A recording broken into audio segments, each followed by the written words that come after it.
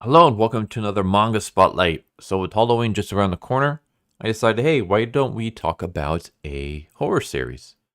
So here we go. Today's spotlight is going to be the 100 ghost stories that led to my death, aka 100 ghost stories to die for.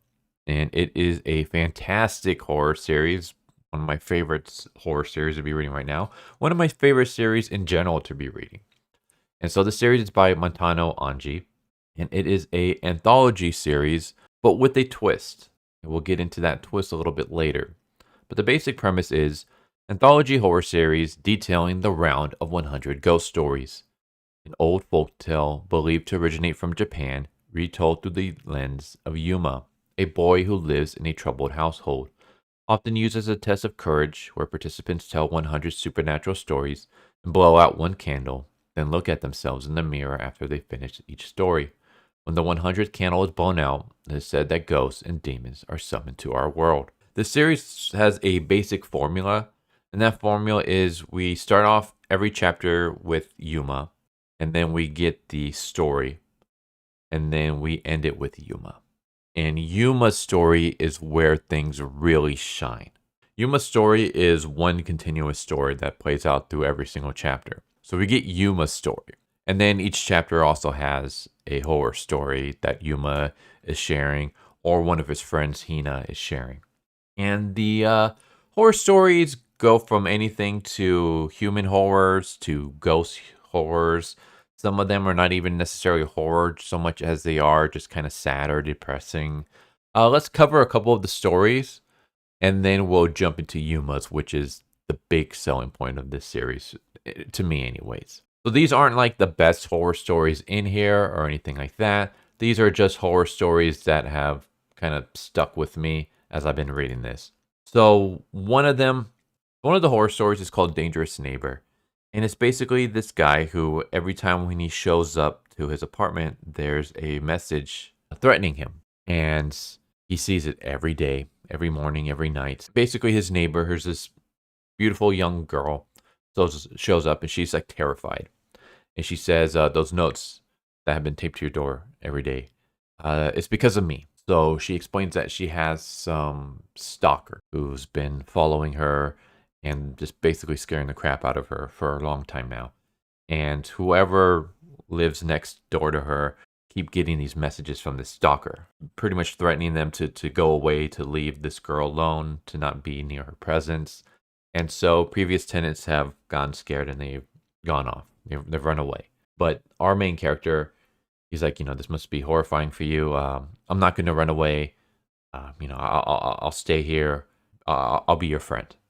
As he feels like this girl's probably lonely. And the notes continue to happen. Eventually, one day, the notes appears within his room. So not only are the notes on the outside of the door, but they're also inside. So somehow the stalker was able to get inside his house and leave the note. And of course, the neighbor sees this, and she's like, he could still be in there. It's dangerous. Why don't you stay with me for the night? And of course, he takes her up on the offer, and then he kind of starts confessing to her. Things lead to sex, so he ends up sleeping with the girl. And then the next day, he gets up early. He goes to his apartment door, but rather than going inside, he pulls out a piece of paper, and then he writes a threatening note, and then he tapes it to the door. Just as the neighbor opens up the door and she sees the note, and she's like, he came back again. And our main character's like, well, maybe I should stay at your place until all this calms down. So the twist is that he was the one leaving the note. He's the stalker. He's the one that's been stalking this girl, and he finally got what he wanted. So that's like one of the stories. Another one is called Package Delivery. And in that one, we see our main character. He's about to head to work, and he's about to leave the apartment building when he notices that one of the mailboxes is kind of weird. Like it's creaking, it has like weird taping around it, and he kind of notices it, but then he just ignores it and goes to work. And at work, there's this female coworker that he has a crush on, and he's like chatting with her. He's chatting with a couple other coworkers, and one of them shows up, and he has a bunch of piercings on his face. And the main character's kind of joking about, oh, looks like you got some new piercings. And the coworker kind of jokes back. It's like, yeah, are you jealous? Do you want these piercings yourself? And the main character follows it up with another joke like, yeah, I wish I had them. And then as soon as he says that, all the piercings rip off the guy's face. and disappear. And of course, the guy's face is all bloody, and they start calling like an emergency. That's when another coworker runs in and mentions that the manager is in the hospital because there was a stalker who grabbed at her hair and yanked it and attacked her hair. The main character is just like kind of confused, worried, scared for his coworker's safety, and he goes back home. And when he arrives, he notices that the mailbox is open, and inside is piercings, bloody piercings. And then that's when he starts putting pieces together. Earlier, before he left for work, he saw some hair coming out of the mailbox. Now all of a sudden there's bloody piercings that look exactly like the ones that his coworker had. And then he starts thinking, is there some kind of connection? He goes back to work the next day. He's talking to one of his female coworkers who just got her nails done, and she's like showing them off. And she kind of jokes, do you wish you had nails like these? And he replies, yeah, I wish I had them. He says it like as a joke. And then that's when her fingernails like rip off and she starts screaming and stuff. And he runs back home and he opens up the mailbox and he sees his coworker's fingernails inside. And that's when he starts realizing whatever I want, I just say it and it appears in the mailbox. And he just thinks it's like weird, it's too freaky. He doesn't like do anything about it though. He goes shopping and he runs into the female coworker that he has a crush on. And it turns out that she's married and she has a husband. And I guess he didn't know about this, so he's like starting to become very jealous and envious of this guy. And the guy is being super friendly. He's like, oh, you're, a coworker of my wife. Well, if there's anything that you need, just let me know and I'll help you out. So like, you got anything that you want? And the main character, he's like, I want your wife. And then the female coworker disappears. And our main character runs back to the mailbox and he finds her severed head inside of the mailbox. So he got what he wanted, but obviously a human cannot fit in the mailbox, so he gets a piece of her. And that's how that story ends. I'll do one more. This one is one that like really, really stuck out with me. It's probably I'll say it's my favorite one so far. This one's called Fight. This one we have a schoolgirl who's heading towards school. She stops by her friend's house on the way because usually they walk to school together. And so as she's walking up to her friend's house, she's basically talking about how they had a fight the other day. She had a fight with her best friend, Tomoko, and that, she kind of lashed out and that she's going to apologize. And so she walks up to the house and she's about to press the buzzer when the door creaks open and Tomoko says, don't push it. Don't push the buzzer. And that's when our main character starts to, she wants to apologize. And she goes to open up the door and Tomoko says, don't open the door. And she says, keep your filthy hands off of it. Just leave already. Like, I don't want to breathe the same air as you. And so our main character goes to open up the door and Tomoko grabs it and says, don't raise your voice at me like that. I don't want to have to look at your face. And the main character says, I'm not leaving until I see your face, Tomoko. So Tomoko's face appears out from the door, but she's kind of like near the floor. And her face just looks kind of like weird. And she's like, all right, you saw my face, now get out of my sight. And the main character gets upset. And she's like, you know what, I came here to apologize to you for yelling at you.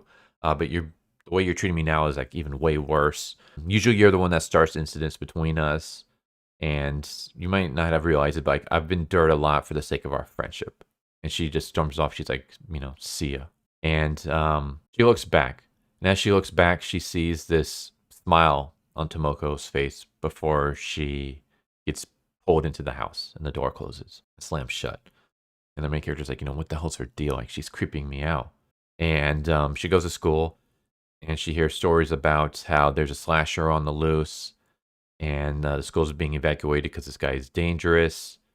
And the main character goes back home. Police car speeds by. And as soon as she enters the house, her mom rushes over to her and she's like, oh, thank God you're okay. Like, I was on the phone with the school because I was worried about you. And she's like, did you go to Tomoko's house? Like, you go to Tomoko's house every morning, right? So of course I'm going to be worried. The slasher was on the run. He hid inside Tomoko's house. And that's when our main character starts putting pieces together and she rushes to Tomoko's house. And when she sees the cops and a bunch of civilians outside, and she's like, like, what happened? Is the girl in this house okay?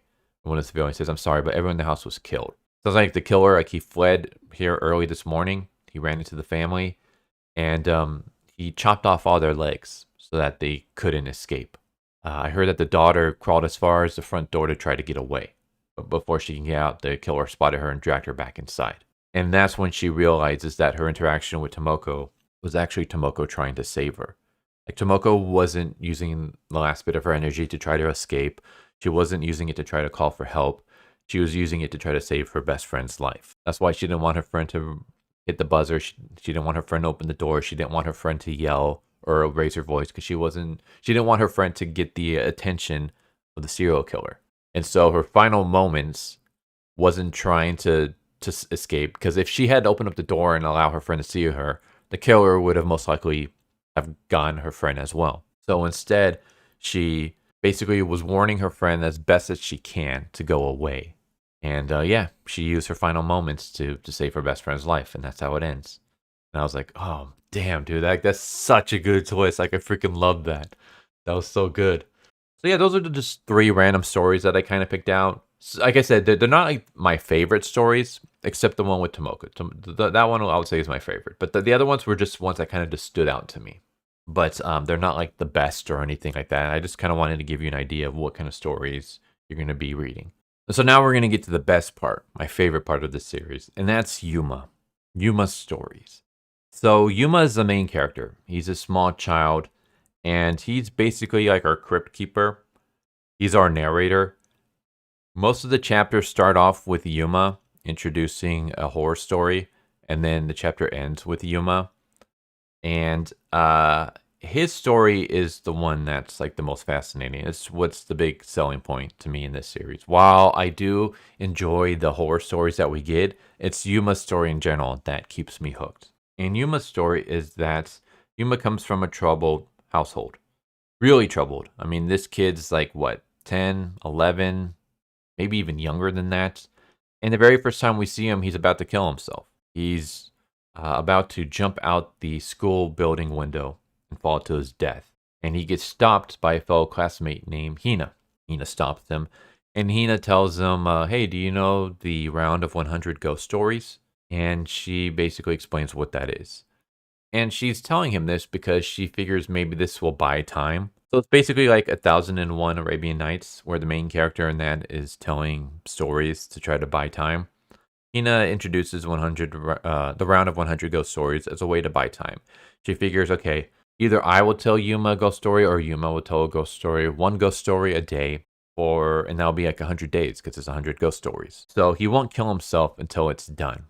Maybe in that time I can figure out like what's going on with him, and I can help him get into a better mental place, and he won't want to kill himself when it's over. And so the next day, Yuuma shows up and he's normal. Like she figures, oh, maybe he forgot about the ghost stories, or maybe he forgot about trying to kill himself. Like, he seems fine. He seems happy and full of energy, and I'm glad for that. And Yuuma, he's telling us, the audience, the story. At least that's the way it's shown. We don't know for sure, but I'm sure we'll figure it out at the end. There's a bunch of theories about like who he's talking to. Like, when he's talking, he's looking directly at us, but rather he's breaking the fourth wall and talking to us, the readers, or maybe he's just looking to a camera, or maybe he's looking to some kind of object that we are looking out from. I don't know. Nobody knows. We won't find out until probably near the end. My guess is maybe a video camera. Like, when we start off, at first I thought maybe this was like just static, like white noise, and the camera flickers on. But it could just be like it's dark and he's flicking on the light, and then that's what the effect is. But we do get like a scene later on where he's wiping the panel, I guess. It's hard to explain. It looks like he's wiping camera lens, or maybe for our object, he's wiping the object. Whatever we the audience are, he's wiping us. So I'm kind of leaning towards a video camera, but who knows? It could be like a twist and it's something different. Yeah, he basically is telling us, the audience, these stories. And so every chapter begins with him addressing us, the audience, not by the audience name. He just refers to like us as you. He uses words that we could be anything. We could be a stuffed animal for all I know. But he addresses us, introduces the story, then we get the story, and then he will sometimes comment like, what'd you think of that story? Pretty spooky, huh? Or something like that. And then we get a little bit more of him, and that's how the chapter ends. And the things that we see from him are pretty horrifying. We see that his parents, especially his mom, is just downright abusive. Like, we see a moment where he has this stuffed animal horse named Umakin, and Umakin's like his best friend. And we even have a chapter where Umakin gets introduced. He introduces us to the story. It's Yuuma telling the story, but Yuuma is like puppeting Umakin and making it seem like Umakin's the one telling us the story. And he even has like Umakin wave goodbye to us. It's like it's adorable. And his mom comes in one day and just takes it from him. Like, he wakes up, Umakin's gone, and he asks his mom, like, what happened to Umakin? And the mom says, I threw it in the trash. And of course he's upset because that was his favorite toy. It was his best friend, and he's down in the dumps. And as this story progresses, just weird things start happening. Like, the further along he gets into the numbering of the stories, the more weird things start happening. So like, we see Umakin come back, but Umakin doesn't come back as a stuffed animal. It comes back as a real horse. And Umakin like comes over and it sniffs Yuuma as Yuma's sleeping, and then it approaches us and opens up his mouth, and we see hair and blood in Umakin's mouth. And then the very next day, Yuuma wakes up and he sees Umakin, and Umakin's a stuffed animal again, but there's like dirt around its mouth. And Yuma's kind of confused, but he's just happy that Umakin's back, so he kind of wipes the horse's mouth and keeps it. And then we see later on that the mom was taken to the hospital. Something happened. She fell down some stairs and she injured herself, and now she's in the hospital. And you start putting pieces together like, was Umakin involved? Like, something about this is weird. But things get even more like just terrible. We see like a scene where he's playing with some origami. He has like an origami frog and he's making it bounce and stuff, and he's having fun, and he tells us this story. And then after the story is done, he goes to sleep, and that's when the shadowy figure shows up, sees the origami, and just rips it up into tiny pieces. And then the next chapter, our main character wakes up and he sees the origami pieces, and he sees that they're all ripped up, and he's starting to cry, but he like holds it in and he puts on this fake smile. He's like, oh, well, on to the next story. So you can tell that this is something that, like, he's been abused so much that he doesn't even complain about it anymore. He just kind of bottles everything in.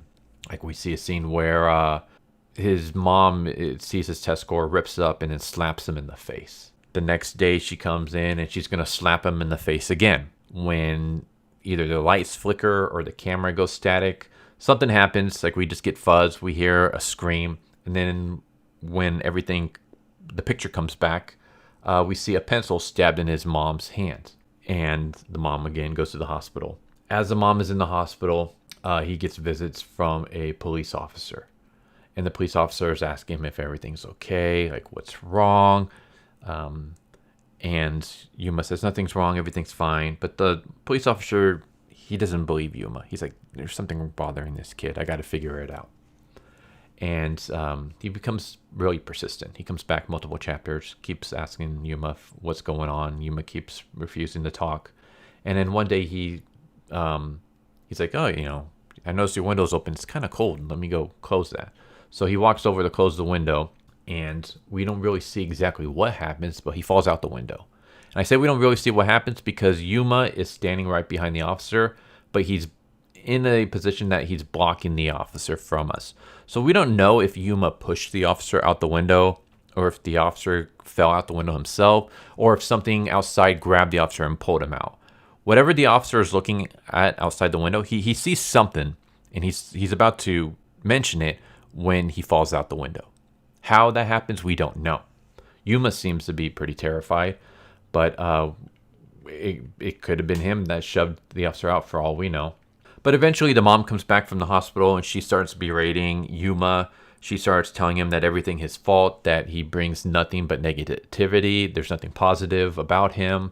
And she mentions how it's him that shoved the officer out the window, and Yuma's like, I didn't do anything. It wasn't my fault. She mentions how something yanked her head and hurt her neck, injured her neck before she fell down the stairs, which us, the readers, I think supposed to basically kind of paint the picture that it was Umaken. And that's why Umaken had hair in his mouth, is because he grabbed the mom by the head and yanked her. And she even like she has like a bandaged hand, and she unwraps it to show the hole in her hand that the pencil has stabbed. And so she believes that Yuuma was the one that did it. But we're not really sure because the lights went out when it happened. But we get things like this, and things just start getting worse. Like Yuuma starts getting locked in the closet, and his mom throws him food for him to eat. But other than that, like she refuses to let him out. Eventually, he's able to come out later on. We have this mysterious figure who we can't make out who exactly they are, what they're saying.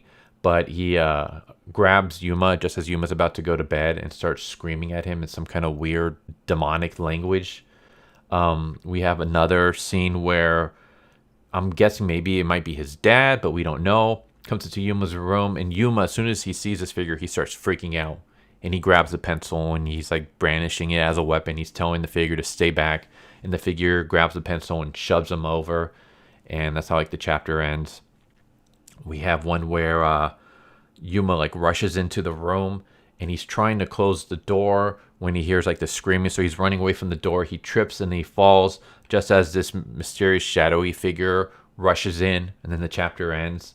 It's like all these weird things that start happening. And you can see that they're starting to take their toll on Yuuma. Like we start off one chapter where Yuuma is like staring out the window and he kind of looks at the audience and he's like, don't worry, I'm going to take my time with this. Anyways, on to the next story. So it's supposed to kind of hint that he was contemplating jumping out the window. We have another moment where we start off the chapter with his back to us. And he's like shaking, like he's nervous or scared, or maybe he's trying to hype himself up to do something. And then his shoulders kind of sag, almost like he's kind of like he sighs, like exasperated. And he turns around and he's holding the pencil. And he's like, there's no point in me even trying to do this. Basically, he's kind of hinting that he was going to kill himself. And he just kind of stops and he looks at us. He's like, anyways, on to the next story. So there are multiple times where he's pretty much getting ready to off himself. And then he just decides to tell us a story instead. So it's terrible. Like you feel sorry for this kid. It's like terrible things keep happening to this kid. And you're just like, what's going on? We have a point where Yuuma gives Umaken to Hina, his best friend, and tells her, like, hey, I need you to just guard this doll for me. Just, keep it for a while until I ask for it back. And she does. And so for a few chapters, Umaken is gone. And then one night after Yuuma tells us a story, he goes to bed, and then his door opens. Hina crawls inside. She puts Umaken on the bed, and then she stares at us, and her face is all messed up. Like she looks demonic. And then the next time we see her, she's normal again. So it's like, it's not even just affecting him, but it's affecting the people around him. And so as you're watching this, just like terrible things start happening. I'm not going to explain what else happens because I want you to figure out yourself, but it gets worse. It gets way worse than what I've explained. And it kind of just makes you think, is there something wrong with Yuuma? Is it true what his mom said? Like, yeah, she said it in a terrible way, but is it true that he just brings nothing but negativity around? Is there something wrong with him? Is he like possessed by something that he doesn't know? Is there something attached to him that's affecting everyone around him negatively? Or does he just grow up in an abusive house? And maybe as he's telling these ghost stories, like the whole legend about the 100 ghost stories is that after you're done telling 100 ghost stories and you blow out the candle, like there's 100 candles, you tell a ghost story, you go and you blow out the candle. And once you've blown out the last one, a ghost or a demon will arrive. So now it's like, is that what's happening here? He's not blowing out candles, but he's telling one ghost story a day. And the further he goes, the more weird stuff that starts happening. So is him telling this story, is it doing some kind of ritual where he's inviting some kind of evil into his house and it's feeding off the negativity and the abuse and making things worse? I would assume so, just because the parents come across as maybe they might be abusive before he starts telling his stories. We don't see them before he starts telling the stories. Like it goes a while before we see any of the parents. So we're already like a few stories in before we see them and we see how negative they are. But there had to have been a reason he wanted to kill himself. Like, he wanted to kill himself before he started telling the stories. The whole reason why he's telling stories is because Hina gave him that idea to prevent him from offing himself, which means that something has got to have been bothering him in his life for him to want to off himself. What is that thing? It's got to be the abuse from his parents, right? So I'm assuming that the abuse happened before he told the ghost stories. So as he's telling these ghost stories, are like demons or ghosts or something just kind of feeding off this negativity and pushing it back out there and making everyone around him even worse and more negative? We don't know. And that's like the biggest mystery in this, and like the big selling point to me is trying to figure out what's going on with Yuuma. What is happening in his life? What's going on in between these ghost stories that he's telling? Things are just getting weirder and weirder. And so we have a series where, yeah, it's an anthology of horror stories and they're cool and all, but it's the person telling the story that's the most interesting. It's different. It's not like Tales of the Crypt where we have the Crypt Keeper and he's like introducing a story and, you know, we get some kind of like gallows humor. And then we end the story with him like, oh, wasn't that great? And then he, you know, tell another pun or whatever, and then story's done. Instead, we have an actual ongoing story that connects to every chapter. The ghost stories themselves have no connection to anything. It's just random ghost stories that Yuuma or Hina is telling the audience. But Yuma's story continues. Yuma's story is something that you have to follow every chapter to figure out what's going on. And that's the biggest, most fascinating thing to me. And I'm trying to figure out what it is. And yeah, it's mind-blowing how just mysterious and attention-grabbing it is to me. Like it hooked me in. And now I'm not even really reading the series for the ghost stories, which I do enjoy. There have been a couple that have been not the greatest, but I've enjoyed the ghost stories for the most part. They're not the part of the series that is actually hooking me in. It's Yuma's story. Yuma's story is like the part that I'm most interested in, trying to figure out what's going on with this poor kid. So, yeah, I've kind of rambled for a good long while now, but that's the 100 ghost stories that led to my death, a.k.a. 100 ghost stories to die for. It's fantastic. I love it. And it's not only just my favorite horror story to be reading right now, like ongoing horror series, but also one of my favorite just ongoing series in general. Like every time I see a notification that this has, you know, a new chapter, I'm just like super excited and I can't wait to read it. So I figured, hey, why not share it with you guys? Hopefully you guys will enjoy it as much as I have. I'll leave a link down in the description below where you can read it, but definitely check it out. It's freaking fantastic. But there you go. There's another series for you guys.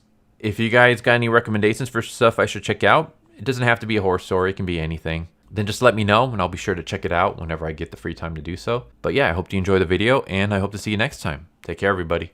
Later. So what'd you guys think of that video? I hope you guys enjoyed. If you guys haven't already, please subscribe, hit that bell for a notification, leave a like if you enjoyed the video. And if you didn't enjoy the video, thank you for watching it this far, and I hope the next video is more to your liking. Feel free to check out the playlists that you guys see, and I hope to see you guys next time. Later.